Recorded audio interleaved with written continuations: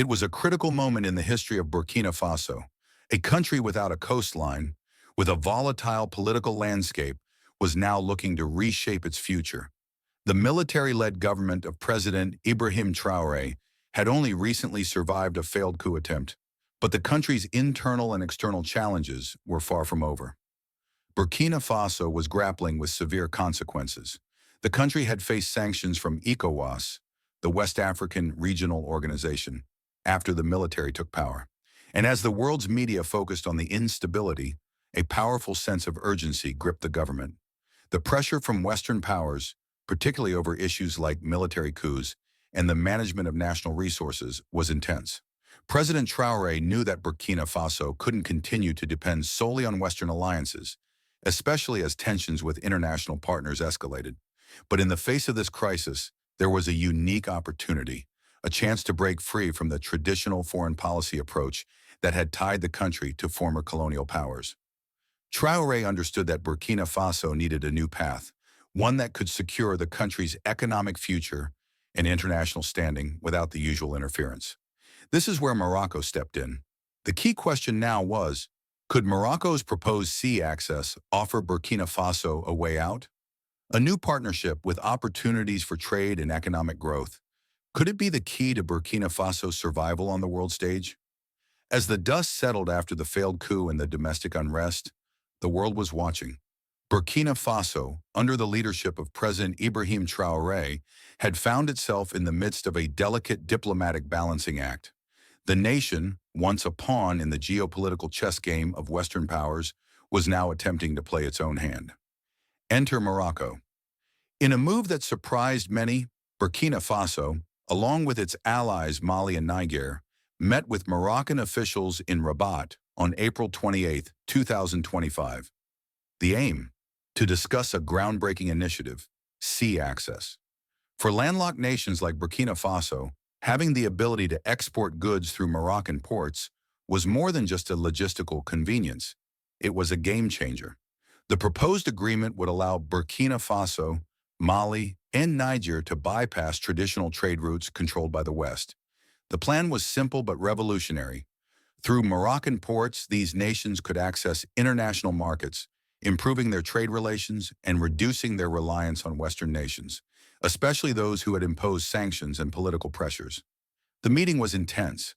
Burkina Faso's ministers discussed the details of the proposal, while Morocco's officials painted a picture of new opportunities for trade, economic collaboration, and strengthened regional ties.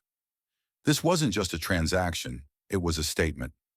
For the first time in decades, Burkina Faso was looking beyond its former colonial masters for a partnership that wasn't defined by past history, but by mutual benefit and a shared vision for the future. The Moroccan partnership wasn't just about trade, it was about autonomy. It was a declaration that Burkina Faso, like its neighbors, had the right to choose its own destiny. But the world wasn't quite ready for this shift. The partnership was bold, but would it hold up under pressure? As the meeting in Rabat came to a close, something much bigger was happening beneath the surface. The decision to engage in this partnership with Morocco wasn't just a tactical maneuver, it was a bold declaration of independence.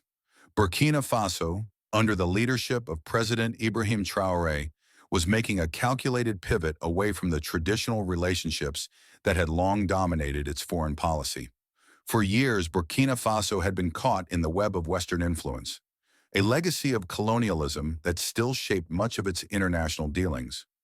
But as the country reeled from internal upheaval and external pressure, the decision to step away from ECOWAS, the economic community of West African states, and instead look to countries like Morocco and even Russia, was a seismic shift. Traoré's government had taken a firm stance against foreign intervention, particularly from the West.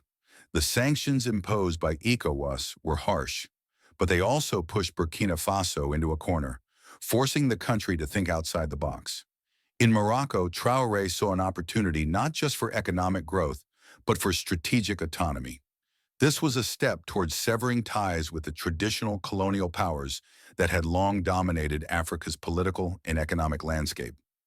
By strengthening ties with Morocco, Burkina Faso was signaling its intention to align with nations that were open to collaboration without imposing ideological constraints. The shift wasn't just political, it was ideological. Traoré's vision for Burkina Faso was one of self-sufficiency and sovereignty in every sense of the word. This new approach also reflected a broader shift in African geopolitics, where nations were no longer content to be pawns in the games of Western powers. Burkina Faso, under Traoré's leadership, was carving out a path that wasn't defined by past mistakes, but by future possibilities. With the momentum from the Moroccan partnership, the outlook for Burkina Faso seemed more promising than ever. Yet the road ahead was far from simple. Underneath the optimism, a series of deep challenges loomed large. Internal struggles. While the government of President Ibrahim Traoré had made strides in securing a new diplomatic direction, the reality on the ground was more complicated. Burkina Faso's internal situation was fragile. The country was still grappling with insurgencies and civil unrest, with various factions competing for influence. The military government had managed to stay in power, but the nation's stability was constantly in question. Moreover, the country faced significant economic hardships, with inflation and unemployment affecting many citizens. Despite these internal issues, the partnership with Morocco offered Burkina Faso a lifeline. The ability to access the sea, to trade freely, could catalyze economic growth, providing much-needed revenue and creating jobs. In theory, this could help the country regain its footing, but this would require not only the cooperation of regional partners like Morocco, but also the trust of the people. In times of unrest, popular support was volatile, and Traoré's government would have to prove it could deliver on its promises. External pressure. The second major challenge was the external pressure that Burkina Faso would inevitably face. The West, particularly the United States and European Union, would not look kindly on this shift away from traditional alliances. These powers had a vested interest in maintaining their influence in Africa, and the alliance between Burkina Faso and Morocco, along with the country's increasing ties to Russia, would undoubtedly raise alarms. Sanctions, diplomatic isolation, and possible economic retaliation were all on the table. Still, President Traoré and his government were betting that the winds of change in Africa and the shifting dynamics of global politics would provide them with the leverage to withstand this pressure. The key to success lay in regional collaboration and finding alternative sources of support beyond the West. But was Burkina Faso ready for the long-term challenges of this new diplomatic path? And more importantly, would this gamble pay off? As the final echoes of the meetings with Morocco faded, one thing became clear. Burkina Faso was no longer content to be a passive player in global politics. Under the leadership of President Ibrahim Traoré, the nation was taking bold steps to reclaim its autonomy and redefine its future.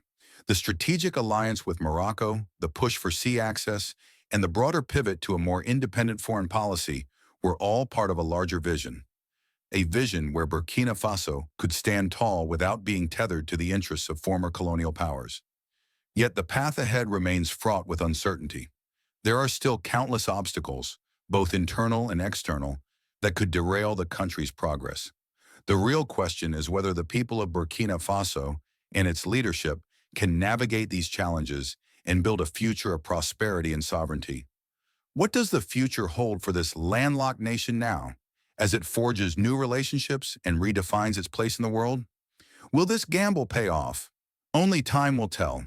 For now, the world is watching, and Burkina Faso's future is in its own hands. This story of Burkina Faso's bold moves towards sovereignty and independence is one that we cannot ignore. As we reflect on the significance of the meeting between Burkina Faso and Morocco, the real takeaway is this. Sometimes the greatest opportunities come from stepping out of the comfort zone and challenging the status quo. What do you think of the strategic shift that President Ibrahim Traoré is making for Burkina Faso? Is it the right move, or are there risks involved? Could this new path inspire other nations in Africa to reclaim their autonomy and redefine their international relationships? We'd love to hear your thoughts in the comments section below. If you enjoyed this video, please like, share, and subscribe for more in-depth analyses and insights into global events that are shaping the world today. Your support helps us continue bringing you the stories that matter most.